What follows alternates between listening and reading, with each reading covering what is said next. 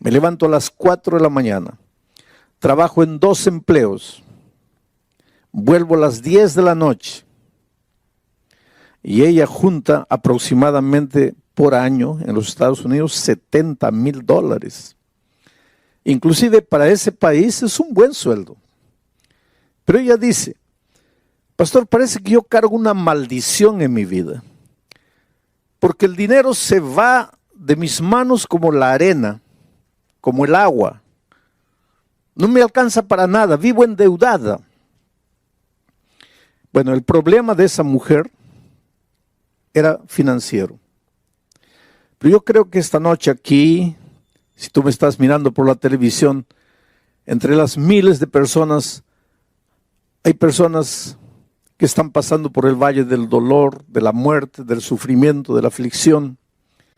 Problemas en el matrimonio, problemas con los hijos, problemas en el empleo, problemas existenciales que son los peores porque no puedes identificar. Cuando tienes un problema financiero, por lo menos sabes el origen, sabes la raíz. Cuando tienes un problema familiar, puedes identificar a la persona con la cual tienes ese problema familiar. Pero los problemas existenciales son los problemas del alma. Tú sabes, tú sientes, tú tienes ganas de llorar, pero no puedes identificar por qué. Hay gente que dice, pastor, yo me acuesto en la noche en la cama, me revuelco en la cama, de un lado para otro, quiero dormir, no puedo. Siento que me falta algo, que le debo a algo, que le hice mal a alguien, y yo soy consciente de que no le hice mal a nadie. Entonces, ¿por qué me siento así? Pues esos son los problemas existenciales, problemas del alma. La culpa existencial, culpa de haber nacido. ¿Pero por qué si no le hice mal a nadie? Pero es que la culpa existencial no tiene origen. Hay gente que en este mundo se pregunta, ¿dónde está Dios? ¿Dónde está Dios? En medio de las dificultades, en medio de los problemas, la gran pregunta es, ¿dónde está Dios? Y yo siempre digo, querido, cuando el dolor toca la puerta de tu corazón, jamás te preguntes, ¿dónde está Dios? Pregúntate, ¿dónde estás tú? Porque Dios está en el mismo lugar. No es Dios que deja al hombre, es el ser humano que deja a Dios. Si en este momento estás con la vida destruida, estás sufriendo, no sabes qué hacer, no creas que Dios te abandonó. Y esta semana, justamente esta semana, voy a tratar temas del santuario. Hay mucha gente que no entiende lo que es el santuario, y cuando yo menciono ya la palabra santuario, muchos pueden estar ya prevenidos. Ese asunto debe ser difícil de entender. No. El tema del santuario es uno de los más bellos temas. Yo diría, el tema del santuario es una declaración de amor de Dios a la humanidad. Y voy a leer el primer texto, solo para que tengas una idea de lo que estoy diciendo. Éxodo capítulo 25, versículo 8. Dice así: y me harán un santuario y yo habitaré en medio de ellos. Me harán un santuario y yo habitaré en medio de ellos. ¿Cuándo dijo Dios esto? Sabes, para que la Biblia tenga sentido, hay que preguntarse, ¿cuándo dijo Dios? ¿A quién dijo Dios? ¿Y por qué dijo Dios? Siempre que leas un versículo de la Biblia, esas son preguntas claves para que entiendas el mensaje para ti. ¿Cuándo lo dijo? ¿A quién lo dijo?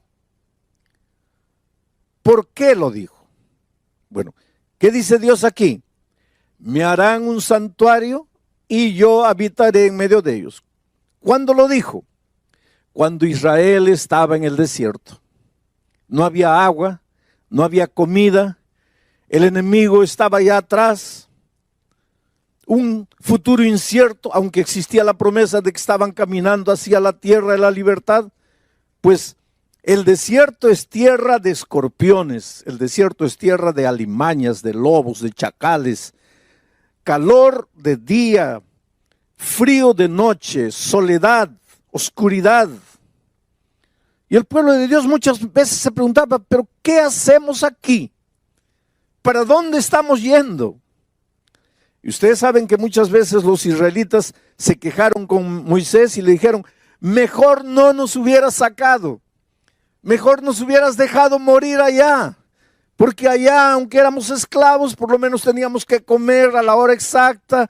Aunque nos maltrataban, por lo menos sabíamos dónde íbamos a dormir. Pero aquí en el desierto caminamos y nunca llegamos.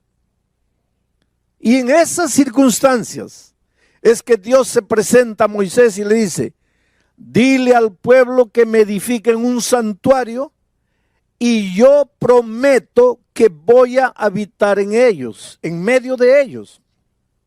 Aquí está el primer pensamiento del santuario. Dios no se aleja del ser humano. El ser humano se aleja de Dios. Dios no abandona al hombre o a la mujer.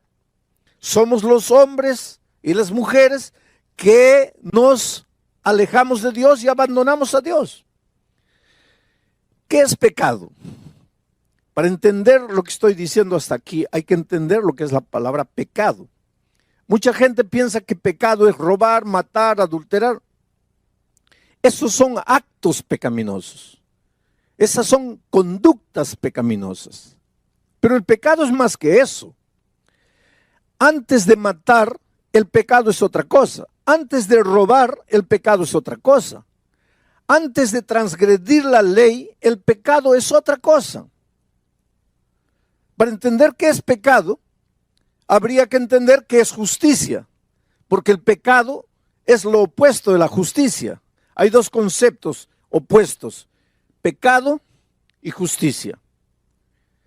La justicia y el pecado no pueden convivir juntos. Pablo dice: ¿qué comunión hay entre la justicia y la injusticia? Y la injusticia es el pecado. ¿Qué comunión hay entre la luz y las tinieblas? Cristo es la luz, el pecado, las tinieblas. ¿Qué comunión hay entre Cristo y Satanás? Entonces, ¿qué cosa es pecado? Pecado, antes de matar, es alejarse de Dios, separarse de Dios, abandonar a Dios, dejar a Dios. Básicamente eso es el pecado. Ahora, la persona que abandona a Dios acaba pecando, acaba practicando el pecado, el acto pecaminoso, acaba matando, robando, haciendo miseria. Pero esto de robar y matar ya es la consecuencia de haber abandonado a Dios. Porque si tú estuvieras en comunión con Dios, jamás matarías, jamás robarías, jamás practicarías la injusticia, porque al estar en comunión con Dios, estás en comunión con la justicia. Entonces, el pecado básicamente es apartarnos de Dios. Lo más triste, lo más terrible que el pecado hace en la vida no es que nos mandan a la cárcel por haber matado. Lo peor del pecado es que nos separa de Dios. Y al separarnos de Dios, pues ya crea el vacío dentro del corazón, porque si salimos de las manos de Dios, jamás seremos felices hasta devolvernos a Dios. Desde que Adán y Eva, miren, Adán y Eva, antes de tomar el fruto, ¿qué hicieron? Se apartaron de Dios, dejaron a Dios, vivieron solos y finalmente se acercaron del árbol y tocaron el fruto. Pero ese tocar el fruto ya fue la consecuencia, ya fue el resultado de haberse apartado de Dios. Ahora, ¿qué cosa es el ser humano en medio de la inmensidad del universo? Un granito de arena. Adán y Eva pecaron. Dios no podría haber dicho, pues pecaron. ¿Y qué son esos dos en medio de la infinidad del universo? Pues se apartaron por su propia voluntad, pues que reciban la consecuencia de lo que hicieron. Yo tengo tantos hijos en el mundo, millones y millones de hijos, yo puedo crear otros mundos. Dios podría habernos abandonado, pero no lo hizo. El Señor llegó al jardín buscando, llamando, y su pregunta fue: Adán, ¿dónde estás? ¿Y dónde estaba Adán? Escondido entre los árboles. Y desde ahí, la historia de la humanidad ha sido la misma. Dios corriendo atrás del ser humano, el ser humano corriendo de Dios, Dios buscando al ser humano, el ser humano escondiéndose. En el Edén se escondieron entre los árboles. Hoy día hay gente que se esconde en el trabajo. no tengo tiempo para nada. No tienen tiempo para la familia, no tienen tiempo para Dios. Están tan ocupados en el trabajo, escondidos en el trabajo. Hay gente que está escondida en medio de los vicios. Hay gente que está escondida en medio de los placeres. El ser humano inventa árboles hoy para esconderse. Y la historia es la misma. Dios buscando, el hombre corriendo. Dios buscando, el hombre escondiéndose. Por eso es una incoherencia cuando después de apartarnos de Dios nos metemos en problemas, sufrimos, nos hacemos sangrar y ahí preguntamos, ¿dónde está Dios? ¿Cómo que dónde está Dios? Dios está donde siempre estuvo. Él nunca nos dejó. Nosotros es que nos fuimos. Y cuando el pueblo de Israel estaba en el desierto, pues Dios llega y dice así, háganme un santuario, constrúyame un templo y yo voy a habitar en medio de ellos. El santuario expresa el deseo que Dios tiene de vivir al lado de sus hijos, de vivir en medio de sus hijos, de estar presente en medio de sus hijos. Ahora mucha gente se pregunta, pero y antes de estar en el santuario, porque ahora Dios está en su santo templo, pero y antes de estar en el santuario, ¿dónde vivía Dios? Hay mucha gente, ¿sabes? Porque nosotros, por la palabra de Dios, sabemos que el santuario que Israel construyó en esta tierra era una reproducción del santuario del cielo. Quiere decir, Dios le mostró a Moisés el santuario del cielo, él vio el santuario, vio las medidas, vio la forma, recibió todo de Dios y fue a los artesanos de Israel y les dijo, mira, Dios me ha mostrado esto, me ha dado las medidas, vamos a construir el santuario y Dios ha prometido que va a vivir en medio de nosotros. Pero hay muchos cristianos inclusive que no creen que hay un santuario en el cielo. No creen. Ellos piensan, muchos cristianos, muchos estudiosos de la Biblia, dicen que en el cielo no hay santuario, que Dios no necesita un santuario para poder vivir. Y realmente Dios no necesita un santuario para poder vivir, porque Dios es Dios. ¿Por qué existe el santuario en el cielo? Y después voy a explicar por qué existe el santuario en la tierra. ¿Por qué existe el santuario en el cielo? Mira, Dios es infinito. No está limitado al tiempo ni al espacio. Pero el ser humano es finito y está limitado al tiempo y al espacio. ¿Cómo es que un Dios infinito, que no está limitado al tiempo y al espacio, podría vivir en comunión con un ser finito, limitado al tiempo y al espacio? ¿Cómo podrías juntar esas dos cosas? Pero ¿qué es lo que Dios quiere? Vivir con sus hijos. Pero Él es infinito. Él no está limitado ni al tiempo ni al espacio. Y el ser humano, sus hijos amados, sí están.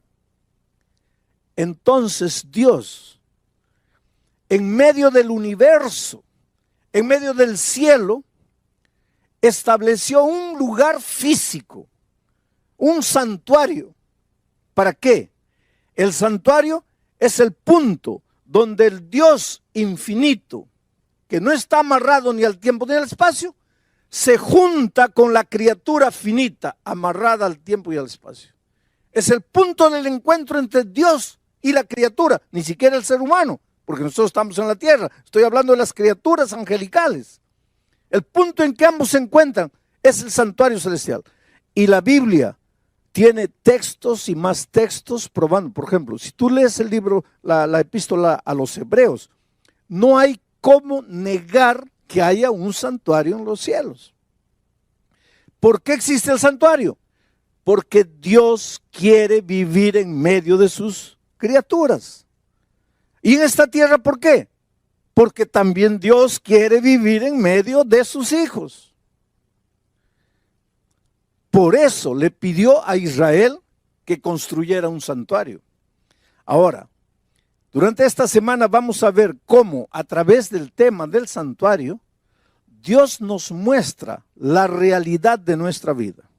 Yo te digo, por ejemplo, estás sin empleo. Por más que buscas el empleo, no lo encuentras. Cuanto más fiel quieres hacer a Dios, parece que menos empleo encuentras. ¿Por qué sucede eso? La explicación está en el santuario. Tienes un hijo, lo educas con amor, con cariño. Cuando es pequeñito le compras libros, le compras música cristiana. Antes de dormir le cuentas historias, haces la oración, lo haces dormir. Y cuando llega joven se va de la iglesia y no quiere saber nada. ¿Por qué sucede eso? La respuesta está en el santuario. Estás lleno de deudas, como esa señora de Estados Unidos. Gano 70,000, pero no me alcanzan para nada. ¿Por qué el dinero no te alcanza? La respuesta está en el santuario. Y ahora tú te puedes quedar medio curioso, pero pastor, la respuesta para todo está en el santuario. Sí. Y Pablo dice que nosotros solo podemos entender las cosas que no se ven a través de las cosas que se ven. Y como nosotros no podemos entender los misterios del universo, porque en el universo hay misterios, dice Pablo en Efesios que nosotros vivimos en permanente lucha y que nuestra lucha no es contra carne y sangre, sino contra principados, contra fuerzas espirituales en las regiones celestes. Y esa lucha es espiritual y es misteriosa, no la entendemos. El dolor que tú estás viviendo, el cáncer que llegó a tu vida, la incomprensión de tu familia, el divorcio que llegó, todo eso ya es resultado de esa lucha cósmica, de esa lucha misteriosa que no entendemos. Y la explicación para todo eso está en el santuario. Oh, querido, hay una cosa. Dios te ama, te ama, te ama, con un amor que tú nunca vas a entender. En este momento tal vez tú me estás mirando por el internet allá, triste, solo, derrotado, y te preguntas, ¿qué pasa con mi vida? Yo quisiera que tú entiendas que Dios te ama, te ama, te ama. Sabes que en todos estos años de mi ministerio, que no son pocos, uno de los temas más difíciles para mí, una de las cosas más difíciles de hacer entender al ser humano, ha sido hacerle entender el amor de Dios. ¿Y sabes por qué? Porque tú, cuando piensas en el amor de Dios, tú piensas en el amor de Dios, pero relacionado con el único tipo de amor que tú conoces, que es tu propio amor. Cuando piensas en el amor de Dios, ¿qué referencia tienes para amor? Tu amor. Pero tu amor humano, por más bonito que te parezca, es amor humano. Es un amor manchado de egoísmo. El otro día una señora decía, no, pastor, mi amor no está manchado de egoísmo. Yo realmente amo de verdad a mi esposa. No, tú dices eso. Tú dices, yo amo a mi esposa, yo daría la vida por mi esposa. Yo, si ella está enferma de riñón, me sacaría un riñón para darle a ella. Ella es mi vida, ella es todo para mí. Y si un día descubres que esa esposa te está traicionando con otro hombre, ¿a dónde se va tu amor? ¿Qué pasó con tu amor? Es que nosotros los seres humanos amamos al que nos ama. Amamos si podemos recibir algo en cambio. Amamos al que retribuye nuestro amor. Pero Dios no. Dios cuando ama, Él no espera nada. Simplemente ama. Nosotros cuando amamos, esperamos algo. Y por eso que una señora un día me dice, pastor, yo aguanté a mi marido 30 años, el tipo yendo con una mujer, con otra mujer, emborrachando, lo aguanté 30 años, pero mi amor se acabó.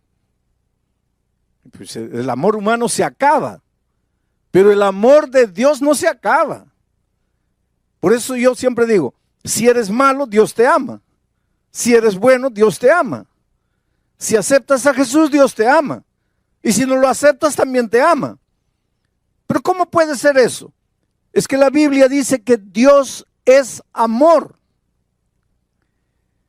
Nunca te atrevas a decir, Dios se va a cansar de amarte. ¿Cómo se va a cansar de amarte? El día que Dios se canse de amarte, se cansará de ser Dios.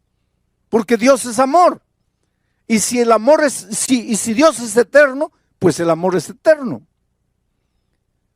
Entonces tú puedes pensar así, entonces ya estoy tranquilo porque Dios me va a salvar. No, no vamos a confundir las cosas. Que Dios te ame es una cosa, que te vas a salvar es otra cosa.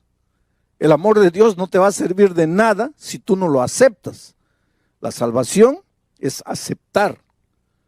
Y hay mucha gente que le gusta, que Dios me ama, qué bonito, pastor, usted predica lindo porque me hace sentir amado por Dios. Pero ¿de qué te sirve eso? El asunto no es que tú te sientas amado por Dios, el asunto es que tú te apoderes del amor de Dios. Ahora, estás debiendo $10,000 y no tienes cómo pagar, y yo agarro la chequera y te firmo un cheque de $10,000. ¿Tu problema está resuelto o no? ¿Está resuelto o no? No, porque para que tu problema esté resuelto, primero, tienes que recibir el cheque. Segundo, tienes que ir al banco. Tercero, tienes que recoger el dinero. Cuarto, tienes que pagar tu deuda. Entonces, no es porque yo te muestro el cheque que tú ya estás con tu problema resuelto. Entonces, el amor de Cristo es igualito. Dios te ama, claro que te ama. El amor de Dios nunca se va a acabar, nunca se va a acabar. Pero ¿de qué te sirve el amor de Dios si no te apoderas? Por eso que tienes que abrir el corazón a Dios. Y el tema del santuario es la más bella expresión del amor de Dios. A lo largo de esta semana vamos a ver cómo en cada corderito que moría estaba escrito el amor de Dios. En cada utensilio del santuario estaba escrito el amor de Dios. En la ceremonia de expiación estaba escrito el amor de Dios. En el día de la expiación y el juicio que Israel sufría estaba escrito el amor de Dios. A veces te preguntas, ¿cuándo va a terminar el pecado? ¿Cuándo Cristo va a volver? Ya estoy cansado de vivir en este mundo. Ya quiero que Jesús venga. Y todo eso está descrito en el tema del santuario. No me voy a detener tanto en la teología del tema del santuario, pero voy a traer las ideas principales para aplicarlas a tu vida, para que tú entiendas cómo Dios te ama. Querido, en este momento yo quiero contarte una historia. Yo siempre termino mis mensajes contando una historia por un simple motivo. Todo lo que te hablé está documentado en la palabra de Dios. Pero a veces hay personas que piensan, ¿pero será que eso fue?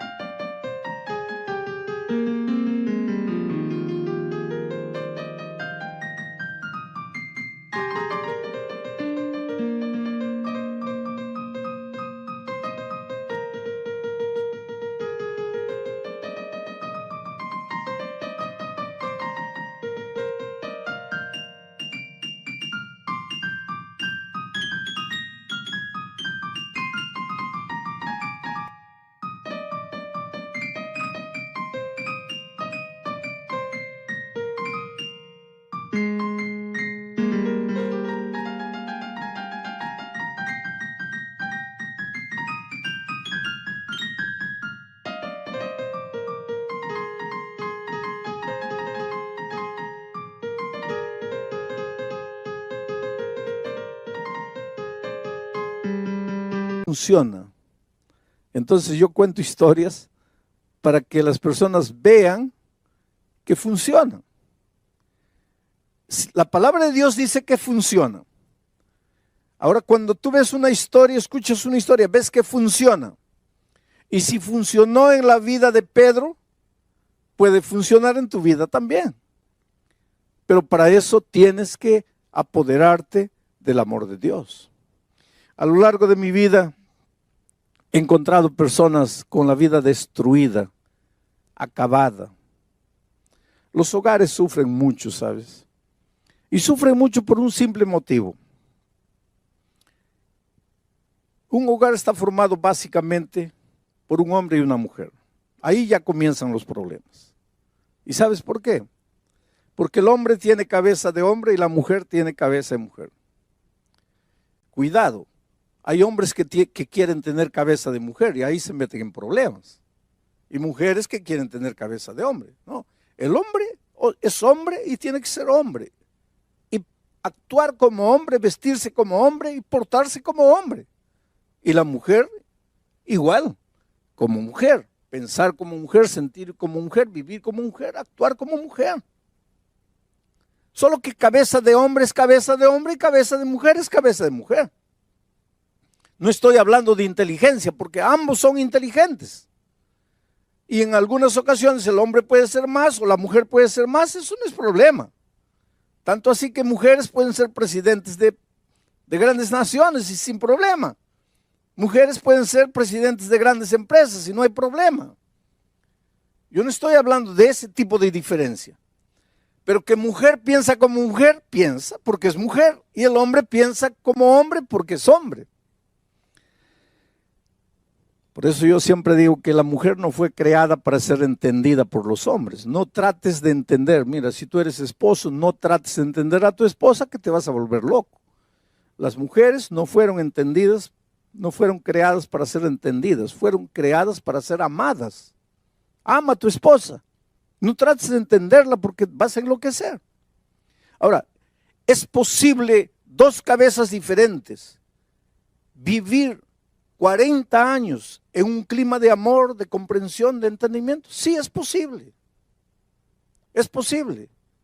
Yo estoy casado casi 50 años con la misma mujer, entonces es posible. ¿Hay diferencias? Claro que hay diferencias. Ahí entra el evangelio. Ahora, ¿por qué estoy haciendo todo eso? Porque yo encuentro parejas destruidas, acabadas. ¿Cómo el tema del santuario podría ayudar a una pareja destruida? En México, un hombre golpeaba a la esposa, la maltrataba, especialmente cuando bebía. Y el problema era que bebía todos los días. Entonces todos los días la maltrataba. Cuando le pasaba la borrachera, ahí pedía perdón, ay, discúlpame, yo te amo, yo no quiero hacerte nada. Pero al día siguiente la volvía a golpear y la volvía a maltratar. Y a veces la maltrataba feo, que la mandaba al hospital a la pobre. Y entonces un día, y él la amenazaba, porque ella un día le dijo así, mira, un día vas a llegar aquí y no me vas a encontrar. Y él le dijo, mira, si un día llego aquí y no te encuentro, yo te persigo. Yo te busco.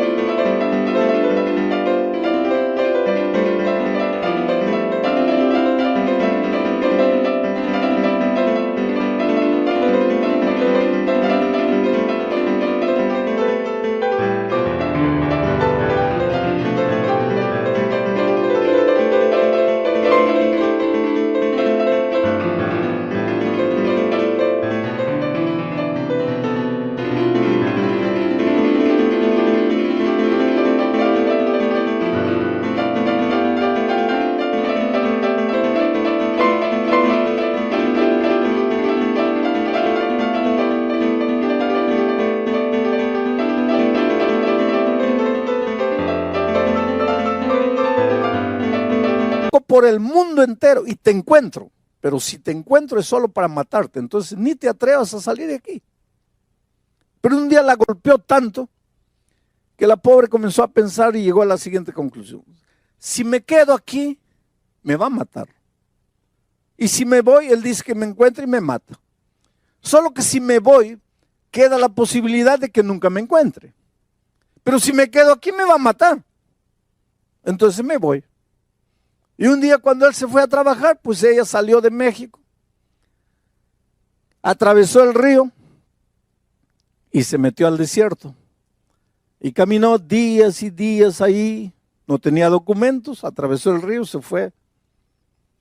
Solo tenía la dirección de unos primos que vivían en Los Ángeles. Cuando llegó ya estaba en Estados Unidos, llegó a un puesto telefónico, agarró el teléfono, llamó a los primos. Y el primo le atendió: hola, ¿dónde estás? Estoy aquí en Estados Unidos. ¿Pero cómo?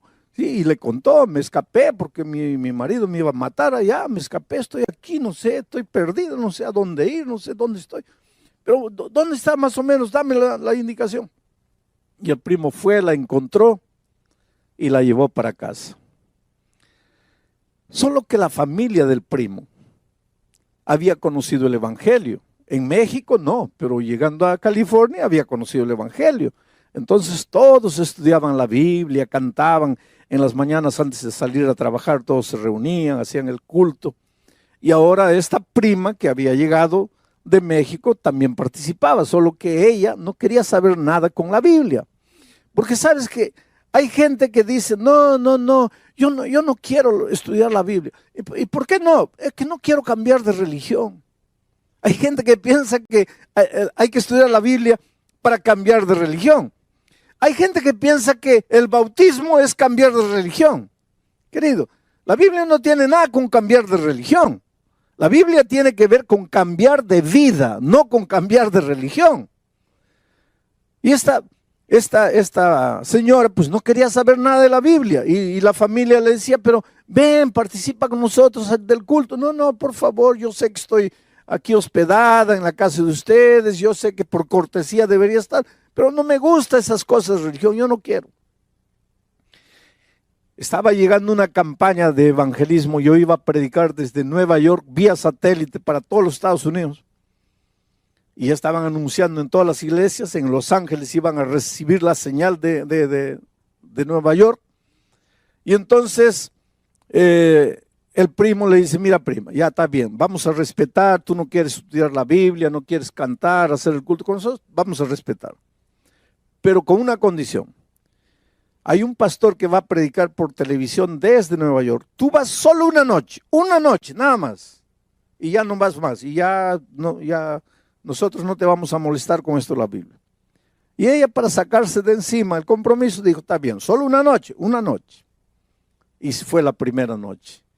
Yo comencé a predicar en Nueva York y allá en California, ella escuchó la palabra de Dios. Solo, querido, cuando tú escuchas la palabra de Dios, y ese es un asunto interesante, cuando tú escuchas la palabra de Dios, te das cuenta que la palabra de Dios no es un asunto de teoría. La palabra de Dios no es un asunto de normas, de reglamentos, de leyes. La palabra de Dios es una carta de amor que Dios te escribe, porque Dios te ama, Dios quiere ayudarte, Dios no está feliz con la vida que...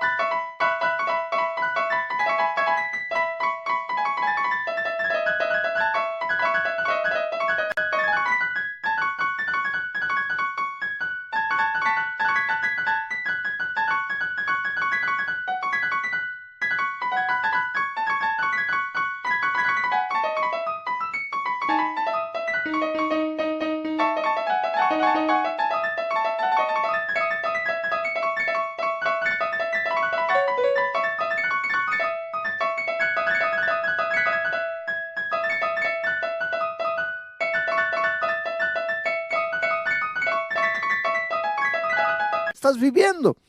Y ella entendió eso. Y se fue, terminó, volvieron a la casa. A la noche siguiente, pues el primo ya no le dijo nada porque le había prometido solo una vez. Y los primos estaban preparándose para ir a la iglesia y ella también se preparó todo. Y cuando ellos estaban saliendo para el carro, ella también fue. Y el primo le dijo, pero mira, nuestro compromiso era solo una vez. No, pero me gustó, voy la segunda vez. Y vino la segunda vez y vino la tercera vez, porque querido, a veces dices, no, yo no quiero escuchar. Y te invita un amigo, te invita un vecino, no me hables, pero es que no conoces la palabra de Dios. Porque el día que conozcas la palabra de Dios te va a gustar, porque vas a encontrar en la Biblia las respuestas para los dramas que estás viviendo. Y eso es lo que sucedió con esa señora. Fue la segunda vez, fue la tercera vez, fue la cuarta vez. El viernes en la noche yo prediqué sobre la resurrección de Lázaro. Y dije cómo Jesucristo llegó a la tumba de Lázaro, un hombre que estaba podrido ya, un cadáver, ya no había esperanza de vida. Y cuando Jesús dijo, levántate, sal, ese cadáver resucitó y salió. Y hice una pregunta. Si Jesús pudo resucitar a un cadáver que estaba oliendo mal, ¿cómo no puede resucitar tu matrimonio, que ya está destruido? Desde el punto de vista humano está todo acabado, ya no hay solución. Pero Jesús puede resucitarlo. Pero no puede hacer nada por ti si tú no te entregas, si tú no vienes. Y la señora se levantó y fue adelante y le entregó la vida a Cristo. Y mucha gente vino, mucha gente vino adelante. Ella estaba ya delante de la pantalla, porque yo estaba predicando en Nueva York, ella estaba en Los Ángeles. Estaba ahí delante de la pantalla, llorosa, entregándose al Señor Jesucristo, y de repente siente que alguien le agarra el brazo. Y mira, le agarra fuerte. Y cuando da la vuelta, era el esposo. Y el esposo le había dicho: si te escapas, yo te encuentro en cualquier rincón del mundo, pero solo para matarte. Ahí él entró en pánico: este me va a matar aquí. Solo que el esposo estaba con lágrimas en los ojos y la estaba apretando fuerte, y cuando vio el miedo en el rostro del esposo, le dijo: ay, disculpa, no te voy a hacer nada. Yo también me estoy entregando a Jesús. ¿Cómo entregando a Jesús? Ahora te voy a contar la segunda parte de la historia. Cuando él llegó a la casa y la esposa no estaba, pues comenzó a buscarla por todo México y nada. No había, buscó con los amigos, con los parientes, nada. Y encontró la dirección de los primos de ella en California. Entonces